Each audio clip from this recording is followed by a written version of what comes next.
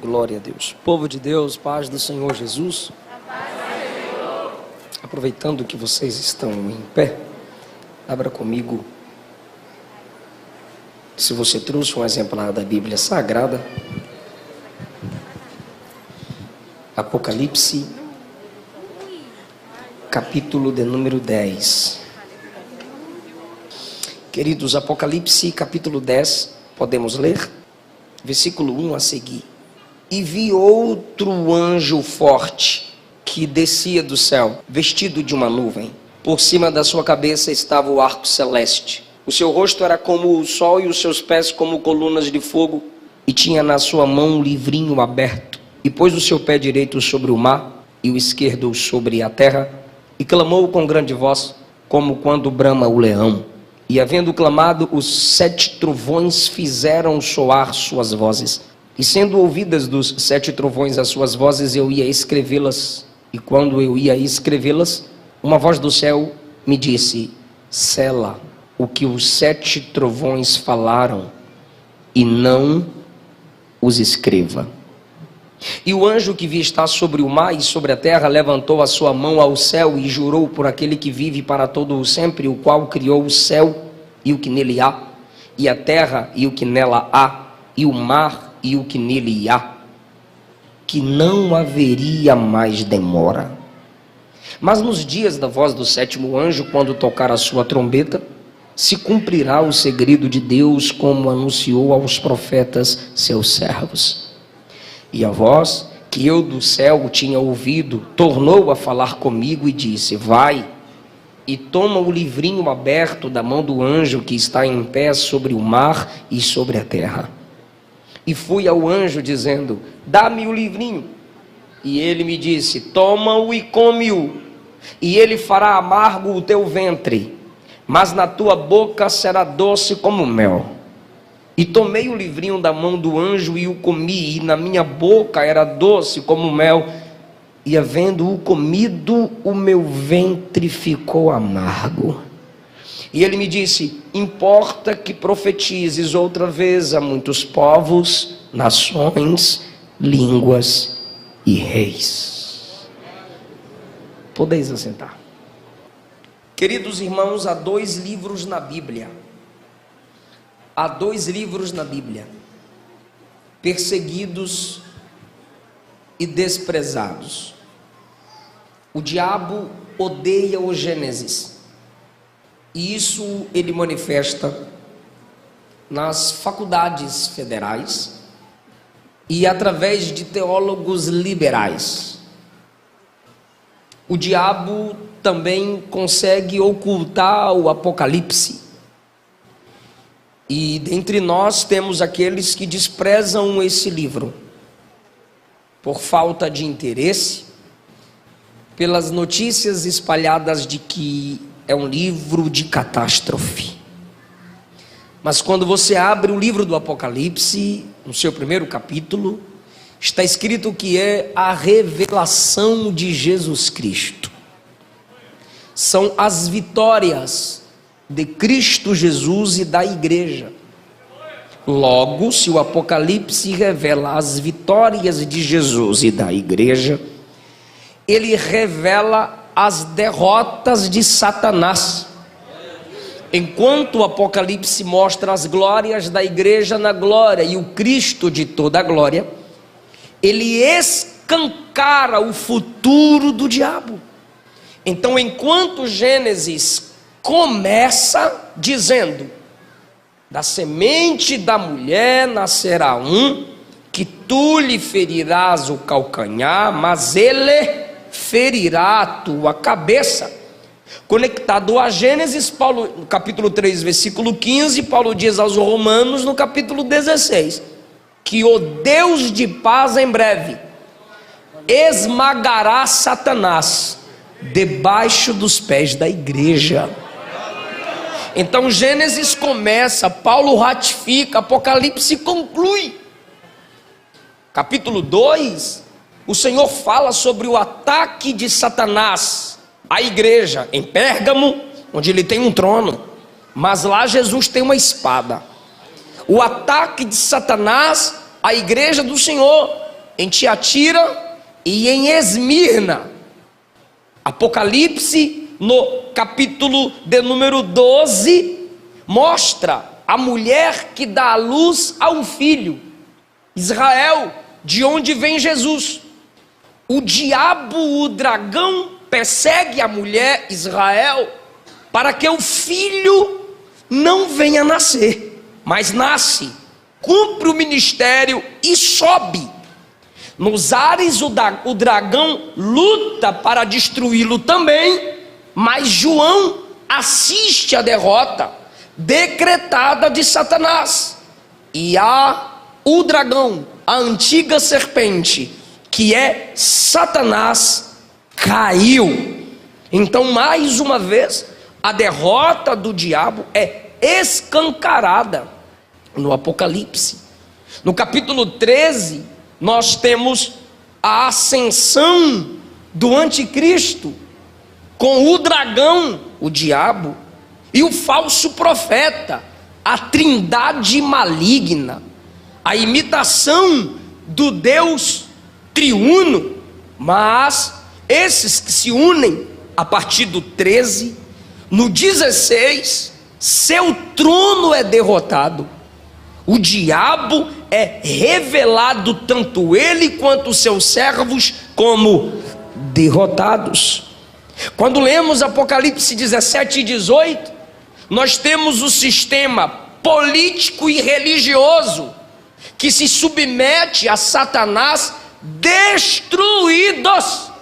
E enquanto a prostituta e a Babilônia, que é o sistema político e religioso que se opõe a Deus, nos capítulos 17 e 18 caem, repito, enquanto a prostituta e a Babilônia, que são o sistema político e religioso que se submetem a Satanás e caem, em Apocalipse 17 e 18, no 19, João é chamado a enxergar a noiva do Cordeiro no monte.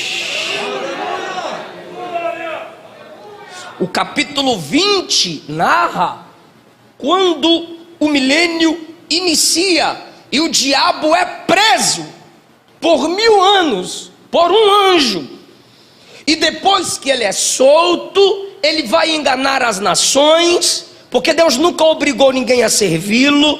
E quando ele vai obrigar as nações para se rebelarem contra a igreja que já reina com Cristo nessa terra, quando ele com seus asseclas cercarem o arraial dos santos, muitos pensarão: agora ele vence. E diz a Bíblia, cai fogo do céu, e o diabo perde mais uma. E no capítulo 20 a 21, nós temos essa declaração de derrota total. No capítulo 21, nós temos o diabo sendo lançado no lago de fogo e enxofre. E quem está lá? A partir do versículo 11, quem está lá? Todos aqueles que se uniram a ele, todos aqueles que desprezaram a mensagem da igreja. Versículo 10 do capítulo 20, o diabo que os enganava, ou seja, o enganador e os enganados, foi lançado no lago de fogo e enxofre, e vai encontrar seus parceiros, o anticristo e o falso profeta. E Apocalipse diz: de dia e de noite serão atormentados para sempre. O atormentador agora vai ser atormentado.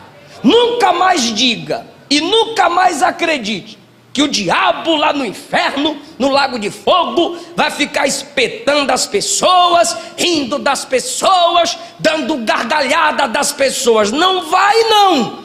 Tanto ele quanto seus servos serão eternamente atormentados.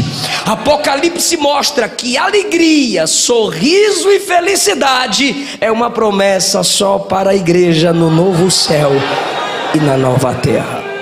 É por isso que o diabo desfaz do Gênesis e do Apocalipse, porque nenhum de nós gostaríamos quereríamos que nossas derrotas fossem expostas. Nenhum de nós. Quando se lê o Gênesis, nós sabemos de onde viemos: da queda, da rebeldia, da maldição, do fracasso de Adão. Então, se você só lê o Gênesis, o diabo olha para você, olha para nós e diz: sua natureza é caída. Vocês nasceram escravos do pecado. E é isso mesmo. E não vem inventar não, que se o diabo falar isso, ele está falando, pelo menos nisso aqui, está falando a verdade. Sim, se você só lê o Gênesis, você diz: minha natureza sim é caída. Eu tenho potencial sim de rebelião e pecar contra Deus. O meu passado é derrota, Satanás, e o teu passado é de glória. Mas quando eu chego no Apocalipse, Satanás, o seu futuro é o lago de fogo, e o futuro da igreja é a glória, reinando eternamente com Jesus. Então, pastor, por onde eu começo a ler a Bíblia? Pelo começo, Gênesis. É uma história, é a história de Deus. Toda história, quem já leu alguma biografia, sabe que numa história, numa biografia, há muitos personagens secundários, terceiros, mas há um principal. A Bíblia é a história de Deus. Então, pelo amor de Deus, medite do começo ao fim, que o Apocalipse conclui o que no Gênesis apenas começou. João está tendo essas visões das glórias da igreja, da glória de Cristo e das derrotas de Satanás. E dentro da visão da glória de Cristo, da glória da igreja e da derrota de Satanás, há mensagens simbólicas. Primeiro, para proteger o livro, se caísse em mãos erradas, só a igreja entendia aquela linguagem que João usava. Segundo, um símbolo aponta para algo maior, nunca é uma realidade final. Quando João escreve o capítulo de número 10, ele tem uma visão de duas novas coisas. Ele tem um novo ser e ele tem um novo livro. Tudo que é novo é diferente, e na maioria das vezes o que é diferente assusta. João vê anjos. No capítulo 1 tem um anjo que o acompanha. O Pai reverbera as glórias de Cristo, o Filho. O Filho reverbera sua glória ao anjo. O anjo transmite a glória de Cristo, que recebeu do Pai, para João. E João transmite a revelação do Pai para o Filho através do anjo para a igreja. Então João começa a ter experiência com o anjo desde o capítulo 1. Depois, no capítulos 4 e 5, ele vê os anjos nos céus, glorificando a Deus, cantando. Depois, ele vê os anjos que tocam trombetas para depois derramarem taças. Primeiro vem a trombeta que anuncia, depois vem as taças do decreto do juízo, porque Deus nunca, em sua misericórdia, decreta o juízo sem antes anunciar aos homens que o juízo virá se permanecerem em seus pecados. Então João os vê tocando trombeta e derramando as taças da ira de Deus. Esses anjos são ministros de Deus, cujo significado é servo.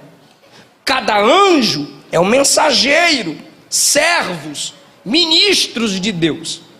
João, no capítulo 10, tem uma visão de um anjo novo. Digo não tempo cronológico, não digo sobre idade, digo novo em características. Ele já tinha visto no capítulo 4 e no capítulo 5 seres com características diferentes para nós, porém semelhantes a Ezequiel 1 Isaías 6, cheios de asas, cheios de olhos, olhos nas asas e no corpo, são seres novos, diferentes. Ele vê 24 anciãos, são seres diferentes. Porém, no capítulo 10, ele vê um novo anjo, ele vê um ser diferente.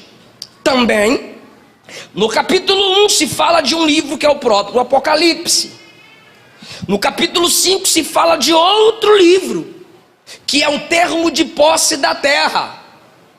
Capítulo de número 20, 21, fala sobre os livros que serão abertos no dia do juízo final. Mas no capítulo 10, João vê um novo livro. Um livro diferente, conteúdo diferente, característica diferente, nas mãos de um ministro diferente. E é chamado de livrinho, está aberto, é dado a João, e ele tem que comer.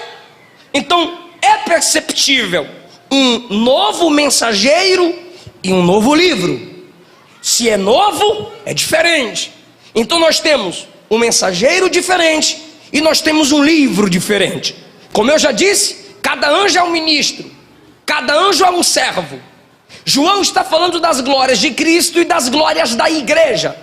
As glórias de Cristo são reveladas honrando a igreja, mostrando o futuro da igreja.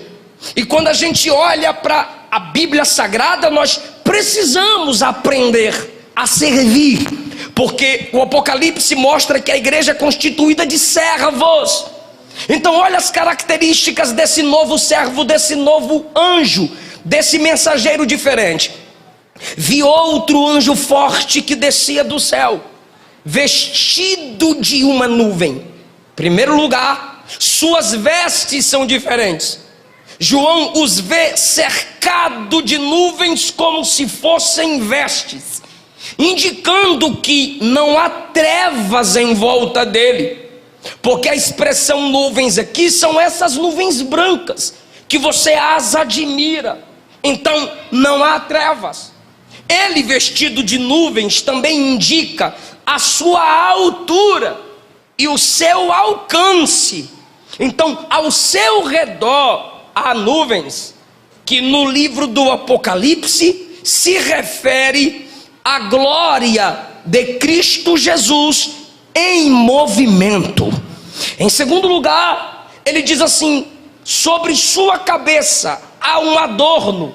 Então suas vestes são diferentes, o adorno da sua cabeça é diferente. João diz assim: sobre sua cabeça estava o arco celeste. O arco celeste, queridos, foi posto por Deus pós-dilúvio como um símbolo da sua misericórdia. Deus disse para que os homens se lembrem que através da minha misericórdia eu não mais matarei, não destruirei a terra com água. Eu porei o arco celeste no céu. E todos sabem que depois de uma grande tempestade aparece o arco celeste. Há um grupo isolado dizendo que pertence a eles. Mentira! É símbolo da aliança de Deus com os homens pela sua misericórdia. Então em sua volta não há trevas, há nuvens brancas. Em sua cabeça há um adorno diferente, vestes diferentes, celestiais. Um adorno diferente que também é celestial, o símbolo da misericórdia. Terceiro lugar, o seu rosto é diferente. Versículo 1: o seu rosto era como o sol, ou seja, um brilho no qual é impossível fixar o olhar. João afirma que o rosto do mensageiro tem uma glória excepcional. Lembra de quando Moisés descia do monte com as tábuas da palavra de Deus nas mãos? A Bíblia diz que o seu rosto brilhava. Enquanto Jesus orava no monte da transfiguração, a Bíblia diz que a face de Jesus brilhava como o sol. A Bíblia Sagrada também diz que Estevão, enquanto era observado pelos seus inimigos, enquanto morria, enquanto era ameaçado, alguém o via com um rosto semelhante ao rosto de um anjo. A face desse ministro é diferente. Em quarto lugar, seus pés são diferentes. Esse ministro, diz o texto no versículo 1 e 2, que, versículo 1, suas pernas e pés são como colunas de fogo, e um pé está no mar, e o outro está na terra. Imagine o tamanho, pelo amor de Deus, um pé no mar, outro na terra, e a cabeça está lá no arco celeste. E as nuvens o cobrem como vestes. É um ministro diferente. E enquanto eu vejo esse ministro, eu vou lembrando de Jesus e também vou lembrando da igreja, que é formada de servos e servas de Deus. Esse ministro tem uma voz diferente. Versículo de número 3: clamou com grande voz, como quando brama o leão, e havendo clamado, os 7 trovões fizeram soar as suas vozes. Ou seja, João diz que quando esse ministro fala, sai um som de autoridade que lembra o bramido do leão. Mas quando ele brada como leão, João ao mesmo tempo ouve trovões que ecoam no céu. Então tem o brado do leão que ecoa aqui na horizontal, e tem o brado do trovão que ecoa na vertical. João consegue identificar e diz: é diferente. Depois, em sexto lugar, esse ministro levanta a mão e jura por aquele que vive pelos séculos dos séculos, do versículo 6. Qual é o juramento dele? O juramento desse ministro é: não haverá demora.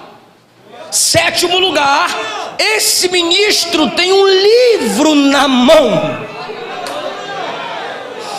E enquanto João observa o livro na mão do ministro, ele ouve uma voz que diz: vai lá no ministro e pega o livrinho aberto da mão dele. João vai, e quando João vai pedir o livro da mão do ministro, o ministro diz: pega, come.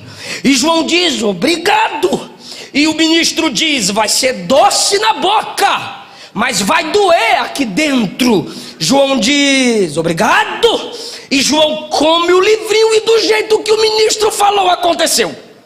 E quando João obedece o que o ministro ordena, ele ouve uma voz que diz assim: importa, ou seja, é necessário que você profetize, que você pregue a povos, línguas, muitos povos, nações e línguas e reis. O que isso tem a ver com a igreja? É que a igreja é composta de ministros diferentes. A igreja é composta de pessoas diferentes. Não há necessidade de nos igualarmos, não há necessidade de descermos o nível. A gente, como igreja, não precisa imitar o mundo. Se o mundo quiser ser feliz, que imite a igreja, porque ela é original. Somos diferentes, assembleanos são diferentes. Não adianta teólogos liberais, não adianta crentinhos Nutelas quererem nos despentecostalizar, não adianta. A Assembleia de Deus tem raiz. Nossas doutrinas são pautadas nas escrituras sagradas.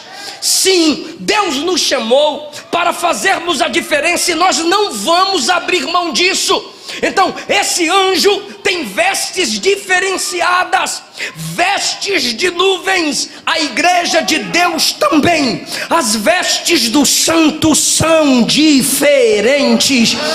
Deus tem compromisso sim com nossa postura, com a nossa aparência. O adorno da cabeça dos servos de Deus é diferente. É um tipo de capacete, um tipo de proteção para a mente. O adorno está conectado ao arco celeste. A igreja tem um adorno na sua mente, a igreja tem um adorno sobre a sua cabeça. Paulo escreveu aos Efésios: a gente tem o capacete da salvação. Guarda a sua mente com a palavra, meu filho. Proteja a sua mente com a palavra, minha filha. Os dardos do inferno estão apontados e o diabo quer te fazer pensar fora da Bíblia. Ele cega a mente de quem é incrédulo. Só se faltar o adorno que se conecta, que me liga à misericórdia de Deus. Em terceiro lugar, o rosto do crente é diferente. Sim, querido, há um brilho na face do cristão. E que brilho é esse, irmão? É a unção do Espírito Santo. O coração alegre aformoseia o rosto. Nós temos momentos de tristeza, mas há uma alegria que permanece em nós. Sempre haverá um sorriso, porque a gente enxerga além. O rosto dos ministros de Deus sempre carrega o peso da palavra. No Salmo 119, o salmista diz: aqueles que amam a sua palavra, ao me encontrarem, também se alegrarão. O rosto de Moisés brilhava quando ele trouxe a palavra. Irmão, é perceptível no rosto de quem tem o poder da palavra. Você percebe na cara de quem tem uma vida de oração. Você percebe o olhar malicioso do carnal. Você percebe, querido, o olhar cobiçoso de quem não mata a carne no jejum e na oração. Sim, não engana ninguém. Você sabe que ministros de Deus tem um rosto diferente, um brilho que lembra a glória de Deus. O alcance dos ministros de Deus é diferente. Esse ministro tem um pé no mar, esse ministro tem um pé na terra. O que foi que Jesus disse para a igreja? Aqueles que creem em mim farão obras maiores do que essas que eu faço. Jesus não disse que só os apóstolos fariam, senão os cessacionistas teriam razão, mas não tem, porque Jesus não disse que os apóstolos fariam obras maiores. Jesus disse: aqueles que creem, e o povo que crê ainda faz parte da igreja de Deus, farão obras maiores do que essas que eu faço. Não são obras maiores em essência, óbvio, claro que não. São obras maiores em alcance, porque o ministério de Jesus, geograficamente falando, alcançou a Palestina e algumas multidões, mas a igreja que ele estabeleceu na terra tem alcançado o mundo. A nossa mensagem, o pentecostalismo, já que estamos comemorando 80 anos dessa igreja pentecostal, o pentecostalismo cresce. A Ásia, interior da China, é o ramo do cristianismo que mais cresce, porque Deus decretou que os seus ministros precisam ter um grande alcance. Alguém está entendendo essa palavra? Seus pés são como colunas de fogo, porque onde ministros de Deus chega, onde a igreja chega, chega a luz, e as trevas precisam e devem ser dissipadas. A voz dos ministros de Deus, eu estou sentindo Jesus aqui, a voz dos ministros de Deus é diferente. Eu preciso de sua ajuda agora. Diz o texto que a voz do ministro é como a voz do leão e como a voz do trovão. Eu pergunto e você responde: é como a voz do leão e como a voz do trovão. Aleluia. Eu vou perguntar e eu sei que vocês sabem. A voz do leão ecoa na terra ou no céu? E a voz de trovão ecoa no céu ou na terra? Perceba que a voz do ministro, pastor, não é só como de leão para alcançar a terra. E também a voz do ministro, pastores, não é só como de trovão que toca o céu. Voz dos servos de Deus ecoam na terra e também ecoam no céu. Oh meu Deus do céu, como, de que forma que a voz da igreja ecoa na terra como leão? Pregando o evangelho, anunciando que Jesus salva, cura, batiza e em breve voltará. A voz como leão ecoa com voz de autoridade. Alguém postou hoje que o homem mais rico, ou um dos mais ricos do mundo, está ajudando a militância da ideologia de gênero com bilhões de dólares para inculcar na mente das crianças que elas não nascem nem macho nem fêmea, elas são o que elas quiserem. Já tem gente com medo, fica com medo. Não, eles têm o dinheiro, a gente tem o brado do leão, a gente tem a voz da autoridade. E como é que a gente faz, pastor? A gente fala. Eu vou repetir, o que a gente faz, pastor? A gente repreende. O sangue de Jesus tem poder. Não! Voz de leão se ouve quando ele abre a boca. O Senhor disse assim: bradando o leão, quem não temerá? Ordenando Deus, qual é o profeta que não vai falar? Então, pelo amor de Deus, igreja, nossa autoridade não está nesse negócio de cancela fulano, cancela Beltrano. Não, nossa autoridade está em falar.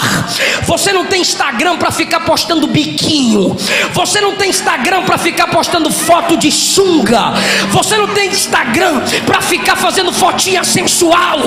Deus te deu a rede social para você alcançar o mundo com o brado do leão. É para falar de Jesus. Ah, pastor, mas vão remover minha conta. A gente volta para a praça, a gente volta para a rua, mas vamos usar o que Deus tem nos dado. Pelo amor de Deus, é pé na terra e pé no mar.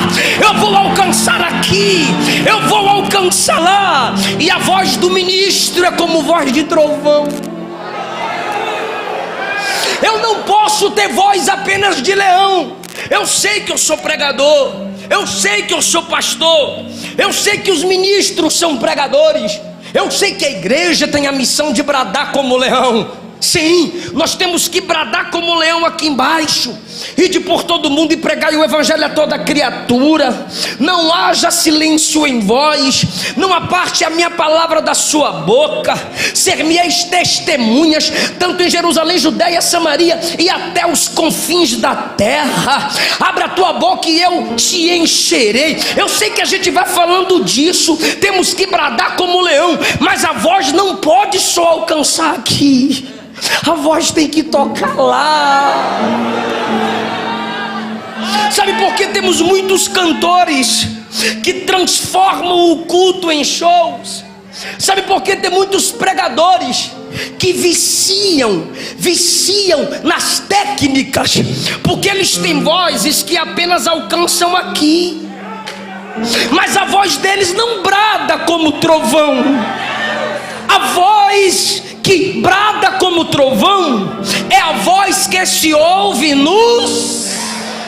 Eu quero ouvir, eu sei que a máscara impede, dá para fazer melhor. A voz de trovão é aquela que se ouve nos...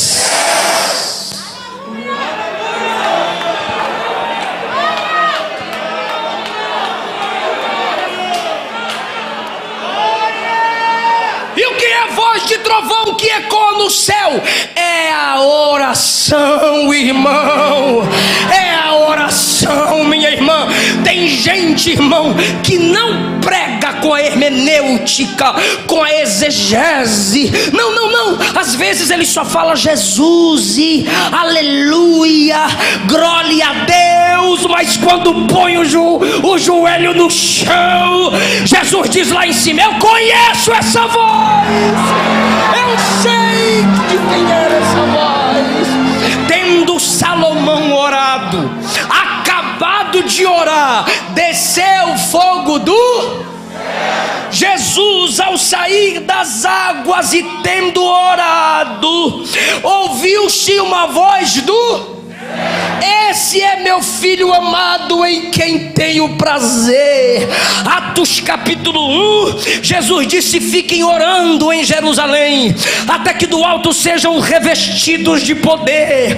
10 dias de oração. Primeiro dia vem Espírito, segundo dia vem Espírito, terceiro dia vem Espírito, quarto dia vem Espírito, quinto dia vem Espírito, sexto dia vem Espírito, sétimo dia vem Espírito, oitavo dia vem Espírito, nono dia vem Espírito, no 10º dia, no 50º dia, no dia de Pentecostes, o céu se abriu. Cumprindo-se o dia de Pentecostes, estavam todos reunidos no mesmo lugar. De repente veio do céu, veio do céu, veio do céu, veio do céu, veio do céu, veio do céu um som como de um vento veemente, impetuoso, que encheu toda a casa em que estavam do mesmo jeitinho de vocês.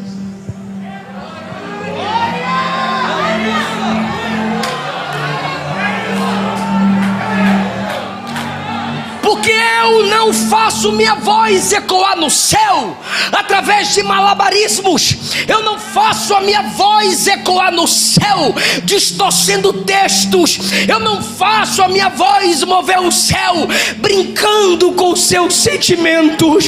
O único método da igreja fazer a sua voz ecoar no céu é colocando o joelho no chão. O único modo da voz dos ministros de Deus tocarem o céu. Então a voz da autoridade está na pregação e na oração.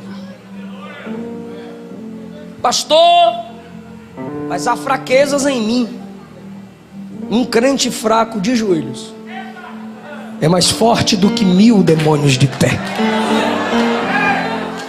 Isaías 55:6: buscai ao Senhor enquanto se pode achar, invocai-o enquanto está perto. Eu sei que você sabe Jeremias 33:3: clama, não é reclama, é clama a mim, e eu vou te responder, e eu vou te anunciar coisas grandes, firmes, que você ainda não sabe. Mateus 21:22: tudo que pedires em oração, crendo recebereis. Romanos capítulo 12, versículo 12: sede perseverantes na oração.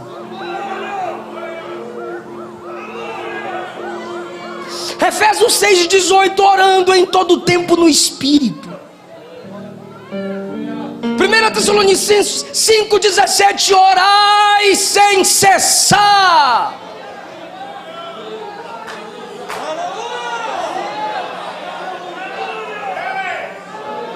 Show laramanda rabachoranda laramando querias.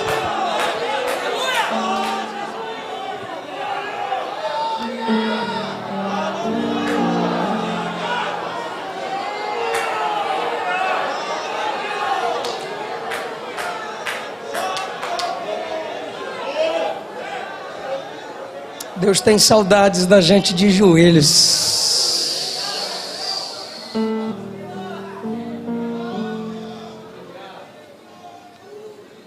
Se humilhe em oração, irmão.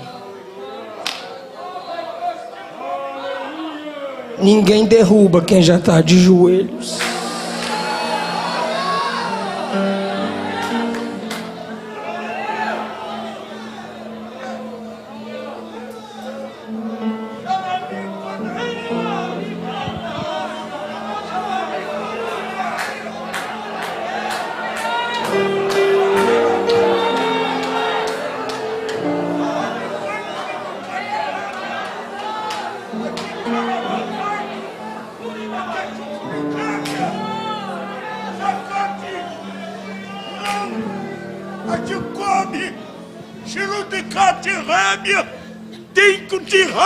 Eu estou na casa, segurando a mão, levantando o caído, sustentando o fraco. Não desista, pois não desisti da minha igreja. Sou eu quem a faço clamar, sou eu quem a faço bradar. Minha ordem foi dada, e eu não ordeno sem capacitar. Se eu dei a ordem, obedece, porque eu estou na frente, diz o Senhor.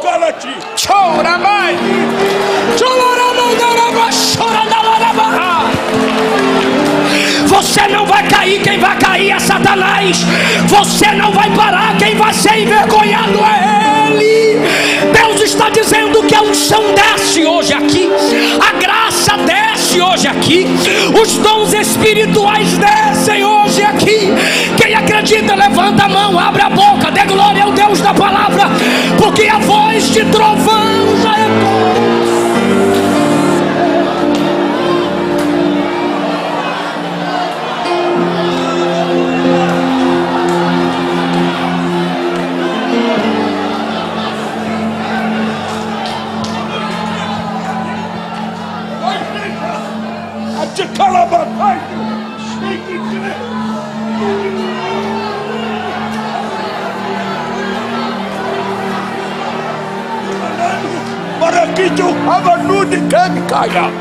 Este coche rubi é a minha força, é o meu refúgio, é o meu escudo.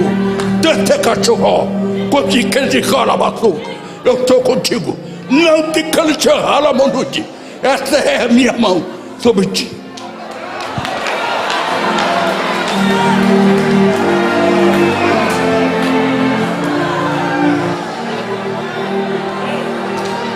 A oração é o teu refúgio, estou contigo, esta é a minha mão sobre ti. A oração é o teu refúgio, estou contigo, esta é a minha mão sobre ti. A oração é o teu refúgio, estou contigo, esta é a minha mão sobre ti.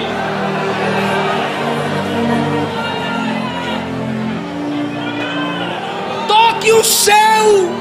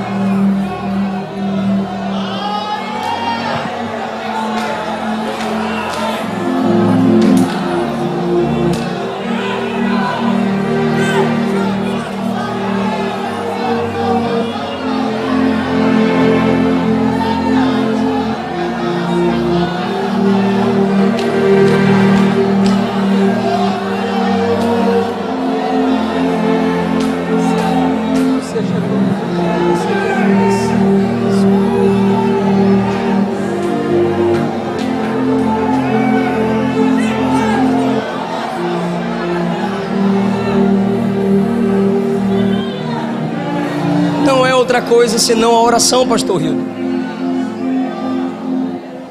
Quando João acaba de contemplar esse ser diferente,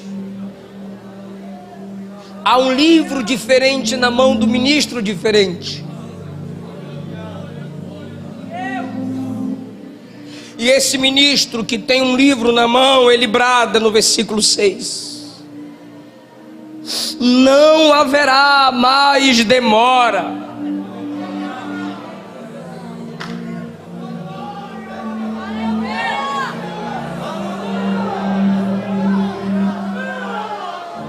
Não haverá mais demora.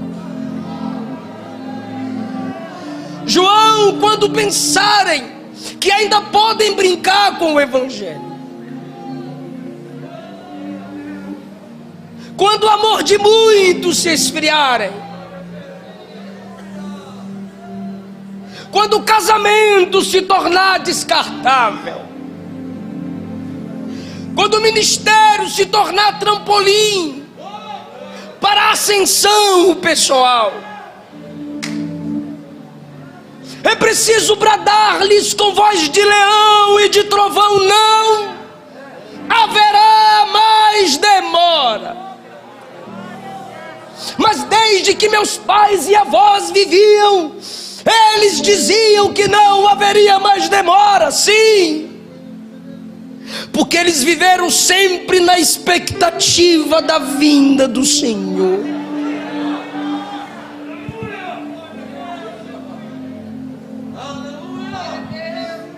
E o brado do ministro é escatológico: não haverá mais demora.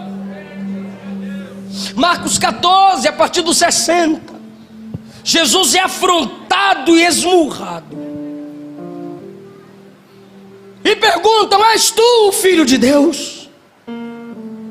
E ele responde brevemente: vereis o Filho do Homem vindo das nuvens, cercado com grande esplendor e grande glória.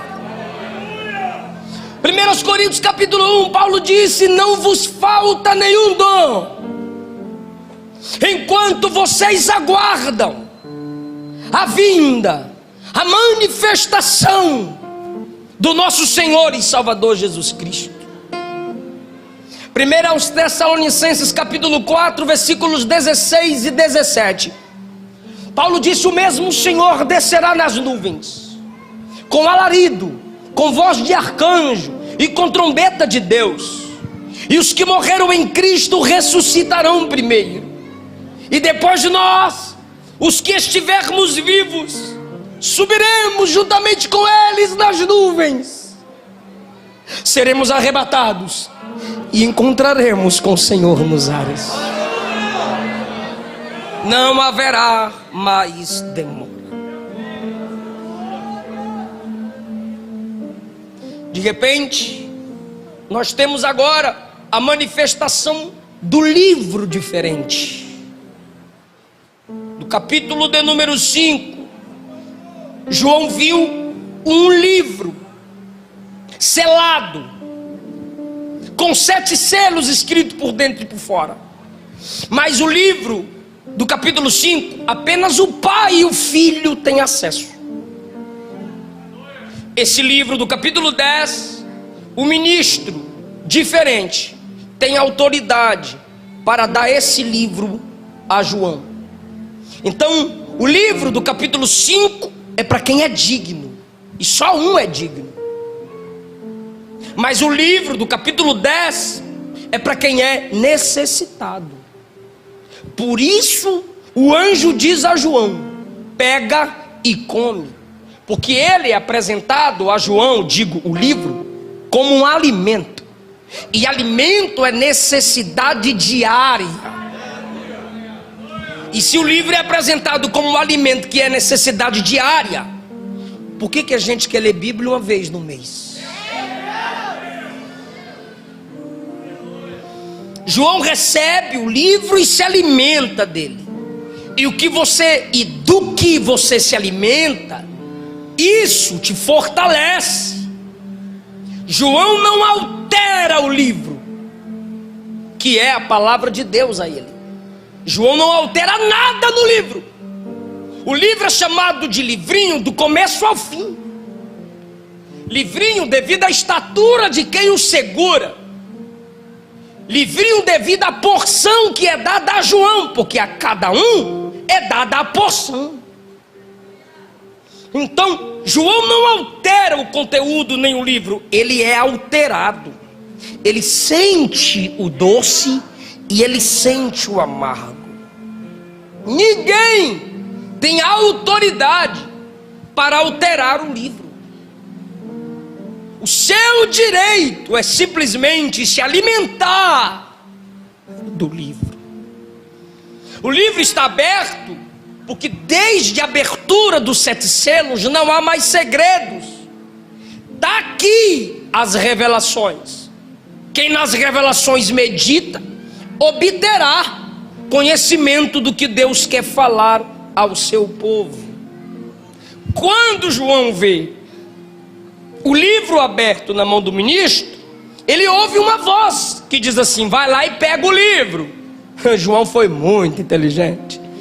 Um ser daquele tamanho, João não ia simplesmente chegar lá e pegar. João é inteligente. O ministro está com o livro aberto na mão, e a voz diz a João: pega o livro. João vai lá no ministro e fala assim: me dá. Aí o ministro olha para ele.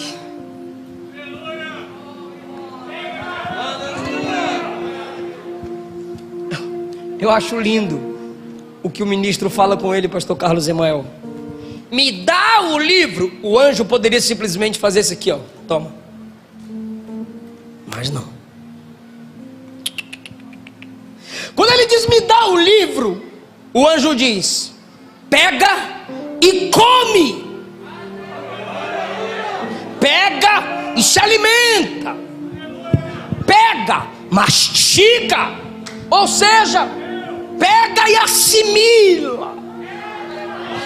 Pega e medita. Não é livro de postagem. Não é livro de enfeitar a biblioteca. Pega e come. Coloca dentro de você, João. Dentro de você. E João pega o livro, abre a boca, e quando ele põe na boca, ele sente o que o anjo disse.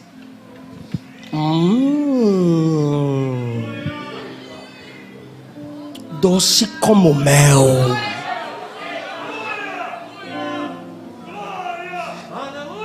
Doce, João.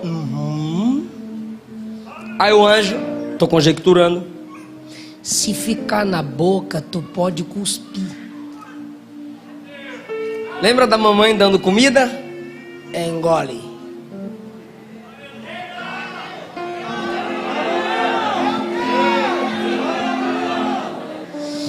Porque a Bíblia na boca é o comecinho.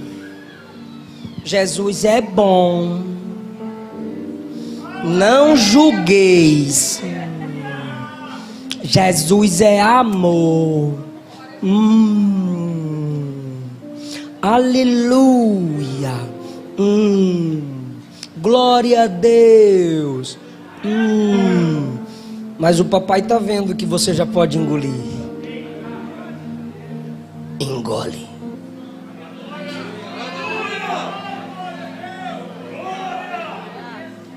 Dar glória a Deus é bom. Glória a Deus é gostoso. Mas quando você engole a Bíblia,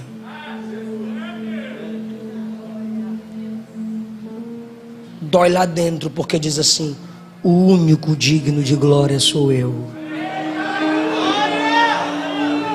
Pregar é bom, é o mel. Mas quando você engole, ela diz assim: viva o que prega.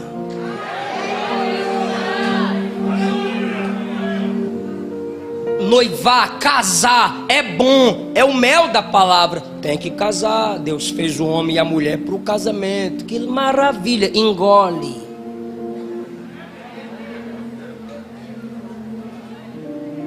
Ame a sua esposa como Cristo ama a igreja. Amarga. Respeite seu marido como a igreja é submissa a Cristo. Amarga. Eu quero um filho, Deus vai me dar um filho. É a herança do Senhor, o fruto do ventre. É galardão, Salmo 127. É docinho, que coisa gostosa, que coisa fofura. Olha que tem gostosinho, né? É bonito demais. Engole. Atrasa o leite. Tira o bico. Fala não. Aí você diz: ai meu Deus, que luta. Ai meu Deus, o que é isso? Por que é assim? Que rebeldia é essa? Que dureza é essa? Que é isso, meu Deus? Ninguém nasce santo, é pecador.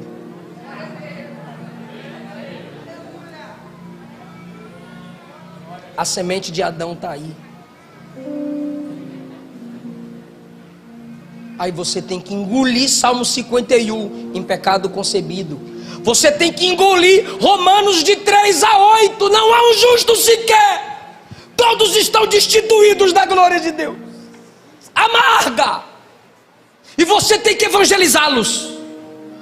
Você tem que mostrar a verdade para seus filhos, para que quando cheguem à consciência, reconheçam que são pecadores e precisam confessar Jesus como o único Senhor e Salvador. Amarga, irmão, mas é a verdade. Então, às vezes algumas pessoas querem viver no nível da palavra na boca, mas o anjo está dizendo: engole. Se isso aqui não amargou, você não conhece o Evangelho. Se essa palavra nunca te colocou de joelhos, se você ouve pregações que só te tira do culto assim, ó, eu sou top, eu sou top, eu sou top, você não ouviu pregação. Ah, pastor, aqui eu sou osso cold, então coitado de você. Tem que amargar.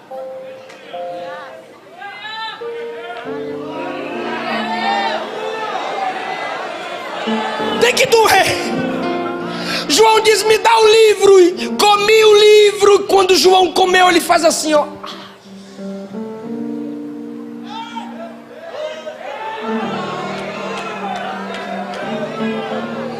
É quando João sente a dor. Quem está preparado para dar glória a Deus? É quando João sente a dor. É quando João sente o amargo que ele ouve o anjo bradar: a partir de agora você vai profetizar para nações, línguas, povos e... Ministério não cresce sem dor. Família não prospera sem dor.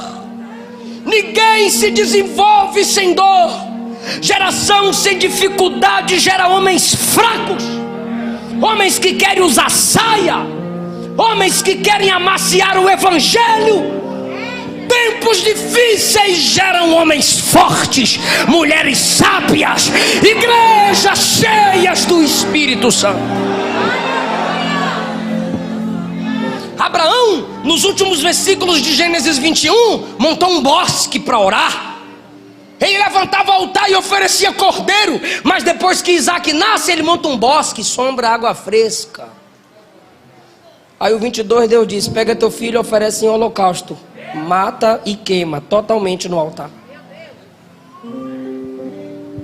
Porque ninguém se desenvolve na intimidade com Deus confortavelmente.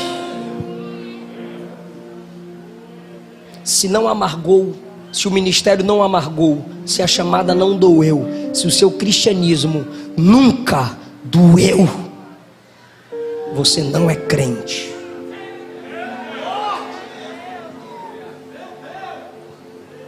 Ninguém é Israel de Deus se enfrentar o amargo do deserto.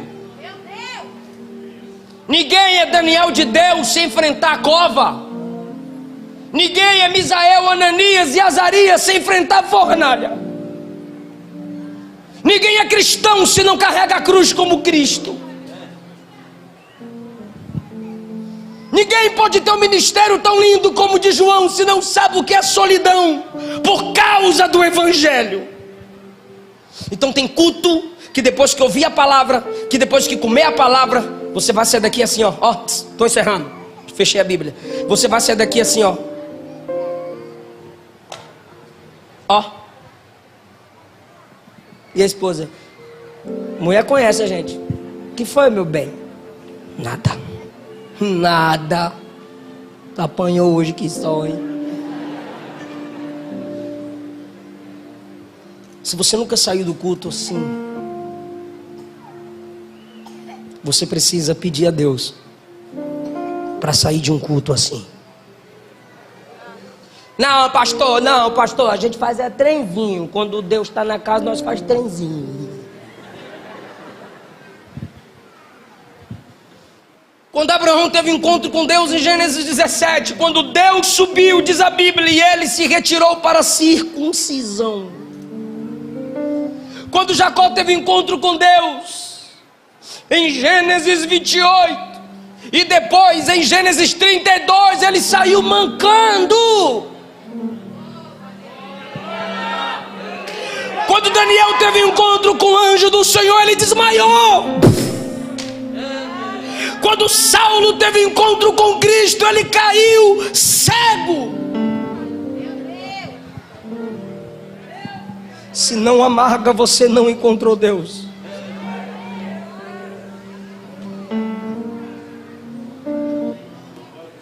É melhor a ferida do amigo verdadeiro do que o beijo da deslealdade. Está amargando, pastor. Eu estou pensando em desistir, pastor. Moisés também. Eu estou pensando em desistir. Está amargando, pastor. Elias também. Eu estou pensando em desistir porque está amargando, pastor. Jeremias também.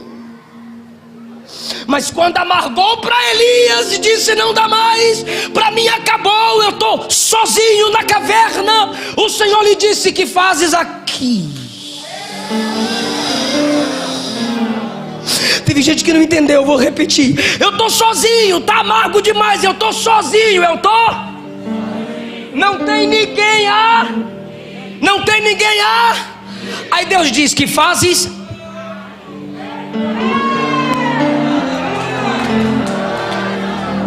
Quando você estava no monte arrebentando, eu estava com você. Agora que você está na caverna, não tem ninguém com você.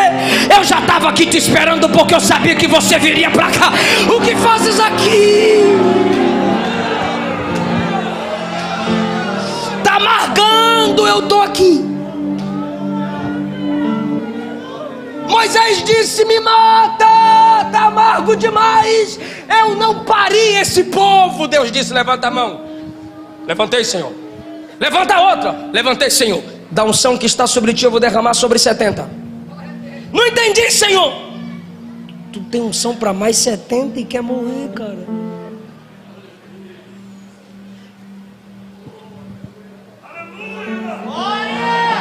Não entendi, Senhor. Quando está amargo demais é que você tem bastante unção para ministrar a outros. Jeremias disse: eu vou desistir, para mim não dá mais, está amargo demais. Deus disse: se competindo com homem você já cansou, imagina quando eu te colocar para competir com cavalos.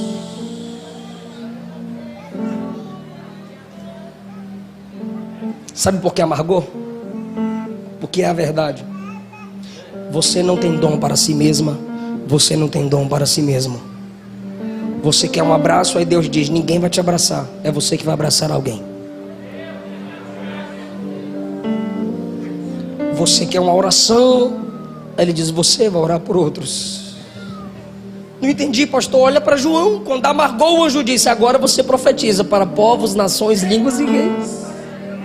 Domiciano pensou que te acabou, calou sua voz, mas é a partir de agora que a sua voz vai ecoar e você vai ministrar a outros, João. O ministério é assim.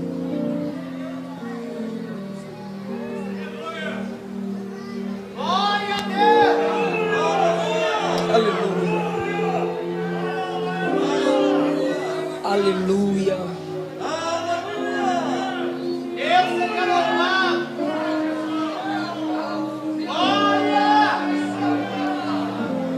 É amargo, mas tem que perdoar. É amargo, mas tem que interceder. É amargo, mas tem que acreditar. É amargo, mas tem que insistir. Fica em pé.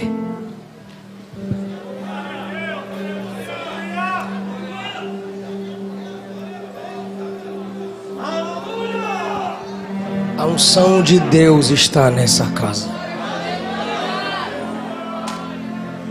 Ele está curando você, fortalecendo você, pelo poder do livro.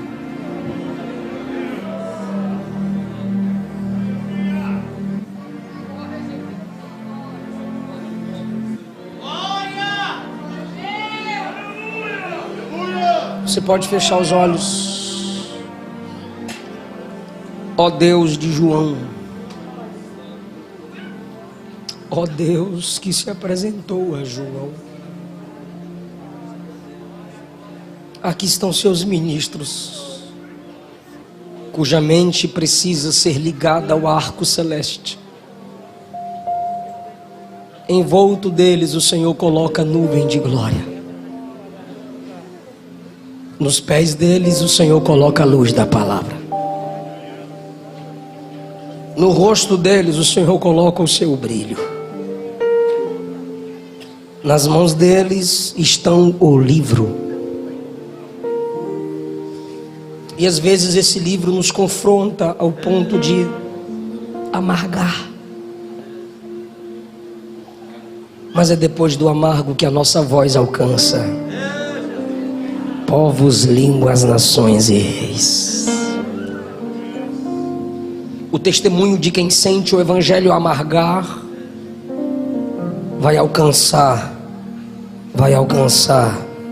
os inalcançáveis, vai atravessar fronteiras, vai impactar vidas. Dá graça à minha irmã que chora. Dá graça, meu irmão que chora, porque a carne quer pecar, mas ele prefere o amargo da palavra que diz suporta. Queremos nos vingar, mas temos que suportar o amargo da palavra que diz perdoa. Dá-nos graça e traz de volta quem desprezou o amargo da palavra, Pai. Toca no coração dela, Jesus. Toca no coração dele, Jesus. Traz de volta quem desprezou o amargo da palavra. Porque é depois do amargo que chega a palavra do alcance ministerial.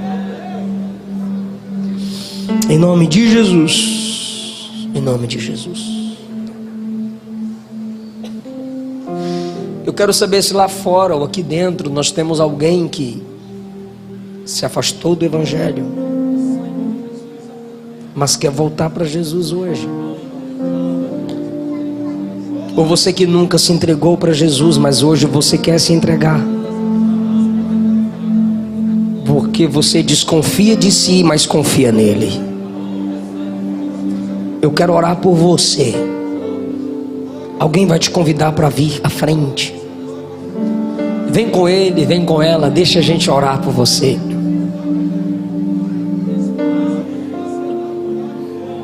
A gente vai orar por você porque é a noite de mudança e salvação.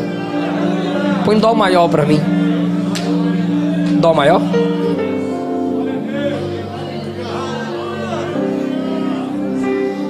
Ao fim da o labor.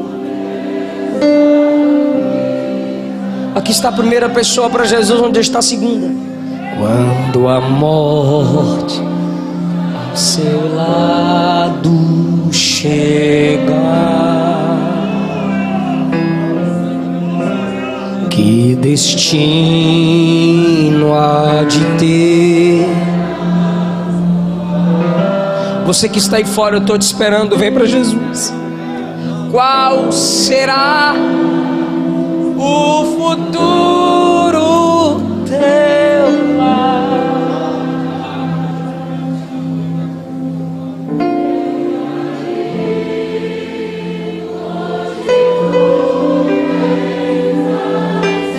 para Jesus. Vida ou morte, qual vais aceitar? Amanhã pode ser. Onde está a terceira pessoa para Jesus?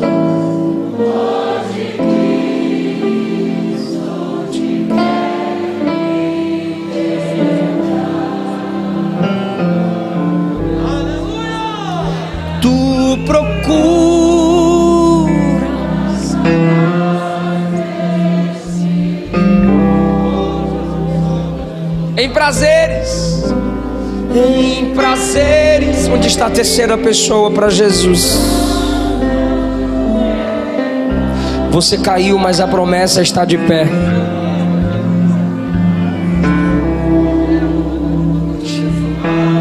Na última hora da vida, os prazeres da terra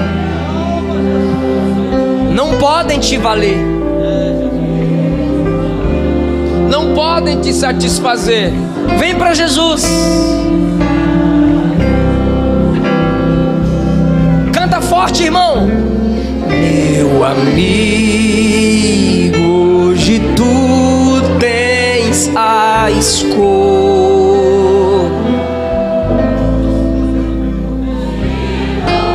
Saia do seu lugar e venha. A igreja ora por você e Jesus te restaura. Não importa a sua idade, não importa o seu passado. Há um plano de salvação para a sua vida. Jesus te ama. Hoje Cristo te quer.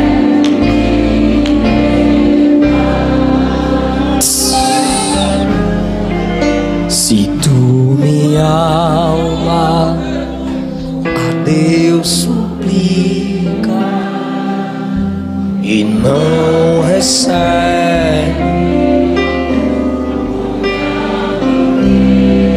Batera, batera. Tu.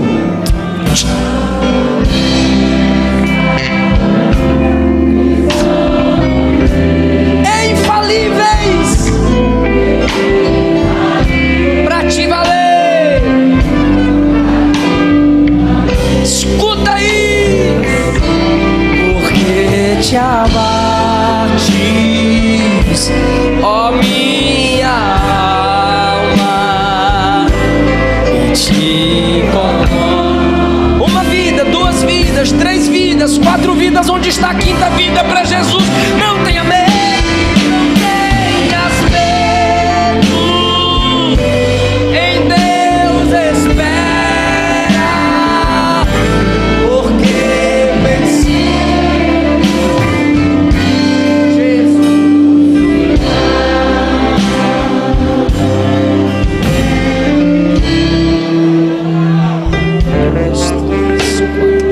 A quinta pessoa para Jesus. A quinta pessoa para Jesus. Você sabe que Ele está te chamando. Jesus de todos. Você sabe que Ele está te chamando para ser diferente dos altos céus. Porque te abates, ó minha.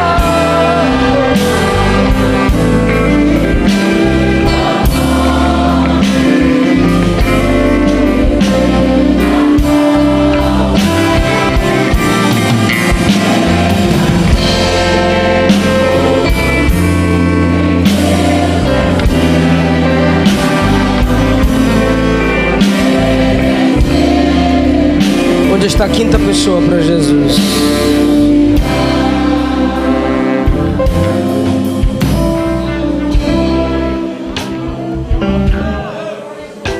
Saia do seu lugar. Eu já vou orar por essas pessoas. Já vamos concluir o culto. Mas sua alma vale muito. Quem te dá graça é Jesus. é pela graça. É Ele quem te sustenta. Não é você quem se levanta. Se você fosse tão forte, você não teria caído. Quem te levanta é Ele.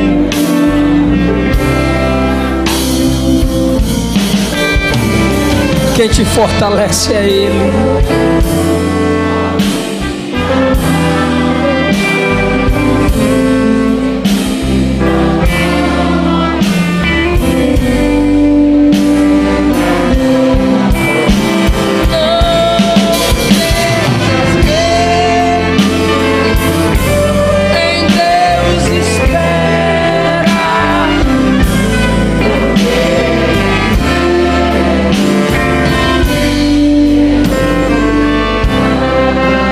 Vocês que estão aqui na frente, vocês que vieram aqui à frente, olhem para mim.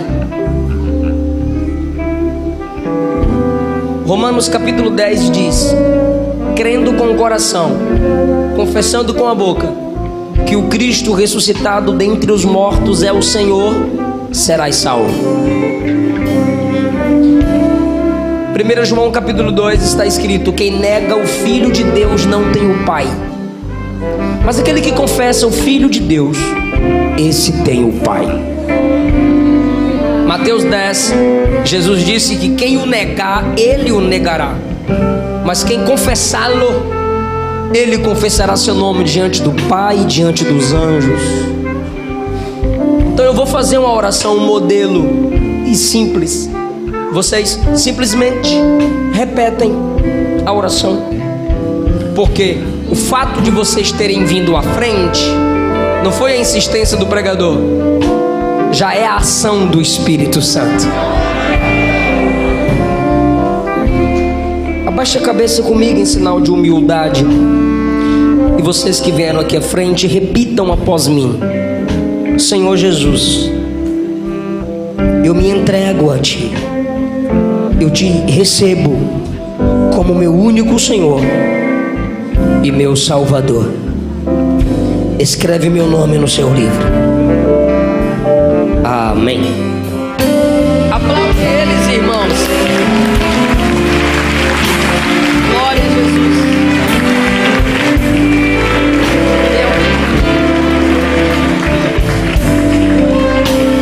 Os irmãos vão auxiliar vocês para deixarem os nomes, os dados. A igreja vai acompanhar vocês, orar por vocês, cuidar de vocês. Amém? Queridos, muito obrigado cada um de vocês. Eu agradeço essa rica oportunidade, em nome de Jesus.